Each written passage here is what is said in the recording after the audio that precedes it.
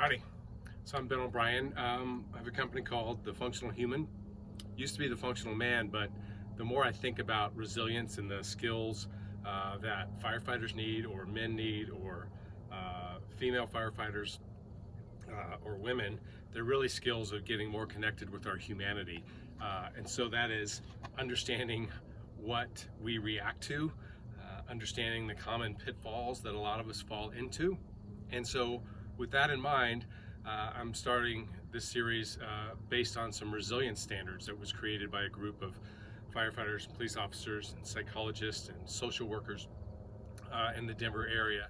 And it's based on the work of the Martin Seligman and Karen Rivich and others at the University of Pennsylvania and their work with the Army and their Master's of Resilience training. But basically, it's about the skills of resilience. What are the components of it? And what are the perspectives that we can take that increase our resilience? What are the behaviors that we can adopt to I'm in the flight plan here.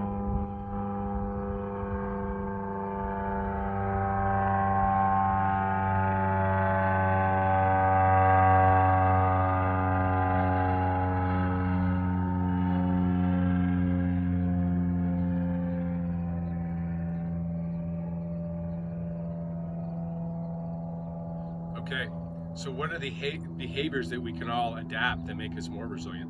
Now, certainly some people are more or less resilient just by kind of nature. There's three components to our health and wellness, and those play into our resilience. That's our physical or our biological health, our mental or psychological health, and our social health or spiritual health.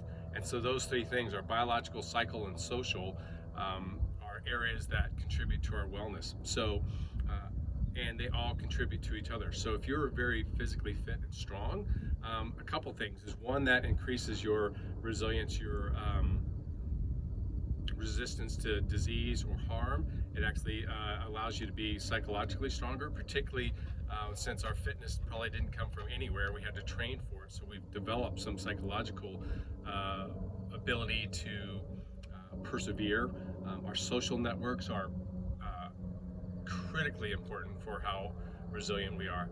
The number and depth of our authentic connections that we have directly determine whether or not we will weather things successfully or not. And so through the course of these standards, and they're called standards based on a component of the fire service, which is job performance, JPRs, job performance requirements, basically like how to throw a ladder, how to advance a hose line, how to write a report. But they're basically skills that we should all have if we're in high reliability organizations. So fire, EMS, police, dispatch, military, but they blend over into everyday life. So there's three basic skills that underlie and support all the rest of the cognitive skills and perspective skills and communication skills. Those three underlying skills are mindfulness, and if that word turns you off, think of attention training, control and use of our breath, and then awareness. So awareness of those three factors again, our biological self, our emotional self, and our social self. So we're going to be going over all those in depth, but suffice it to say, I am not the be-all, end-all expert on it. I've had my journey in 25 years in the fire service and a decade in peer support. I've certainly seen where I've struggled with implementing some of these skills or being completely ignorant of these unproductive thought patterns and whatnot.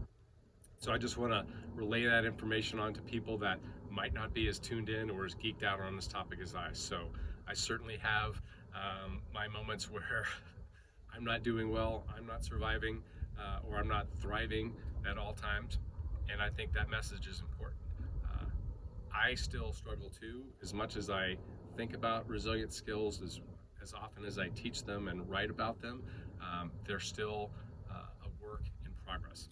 So join me for this journey. I think it'll be a hoot. I'll probably throw in some goofy stuff out here. I was just out at the archery range getting ready for archery elk season, running around, shooting arrows and whatnot. Certainly those kind of different activities are also a component of creating a healthier self that can flourish in a broad variety of challenging circumstances. Okay, be well.